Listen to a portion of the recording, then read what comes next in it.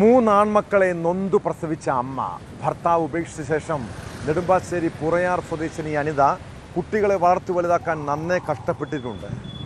അതിനിടെ ഉണ്ടായ മാനസിക പ്രശ്നങ്ങൾ. മക്കൾ വലുതായി കഴിഞ്ഞപ്പോൾ അമ്മയെ അവർ മനോരോഗികളെ പരിചരിക്കുന്ന സ്ഥലത്തേക്ക് മാറ്റി.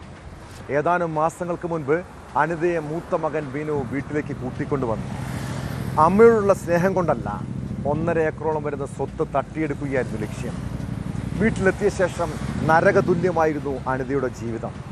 കഴിഞ്ഞ ദിവസം അവരുടെ മരണത്തോടെയാണ് മകൻ്റെയും മരുമകളുടെയും ക്രൂരതകൾ പുറം ലോകം അറിഞ്ഞത്.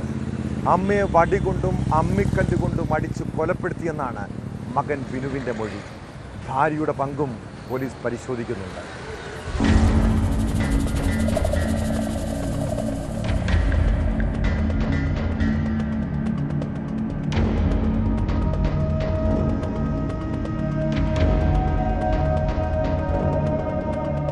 ഞായറാഴ്ചയാണ് അമ്മ അനിത വീട്ടിൽ വീണു മരിച്ചു എന്ന് പറഞ്ഞ മകൻ ബിനുവും ഭാര്യയും ചേർന്ന് ആലുവ താലൂക്ക് ആശുപത്രിയിൽ എത്തിച്ചത്. എന്നാൽ അസ്വാഭാവിക മരണത്തിന് കേസെടുത്ത പോലീസ് പോസ്റ്റ്മോർട്ടത്തിൽ അനിതയുടെ ശരീരത്തിൽ മുറിവുകളും കണ്ടെത്തിയിരുന്നു. എന്നാൽ മുറിവുകൾ ഇവർ സ്വയം മാനസിക നില തെറ്റി ഉണ്ടാക്കിയതെന്നാണ് മകൻ ബിനുവും മരുമകൾ അജിതയും മൊഴി നൽകിയത്.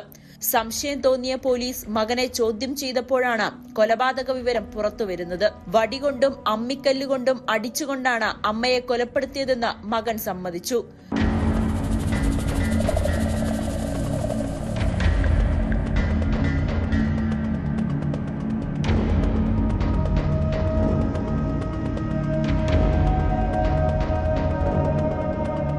അമ്മയുടെ പേരിലുള്ള ഇടുക്കിയിലെ 1.5 ഏക്കർ ഭൂമി തട്ടിയെടുക്കാനാണ് കൊലപ്പെടുത്തിയതെന്നാണ് പോലീസ് പറയുന്നത്.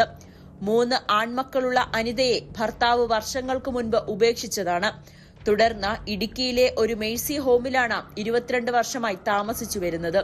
ഇവരുടെ സ്വത്തുക്കൾ തട്ടിയെടുക്കാൻ മേഴ്സി ഹോം അധികൃതർ ശ്രമിക്കുന്നുവെന്ന് കള്ളപ്പരാതി നൽകി അനിതയെ 3 മാസം മുൻപാണ് നെടുമ്പാശ്ശേരിയിലെ വീട്ടിലേക്ക് മകൻ കൊണ്ടുവന്നത്.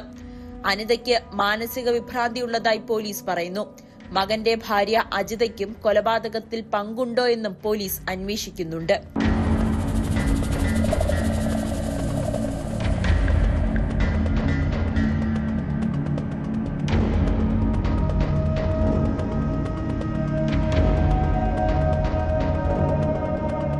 ന്യൂസ് 18 കൊച്ചി.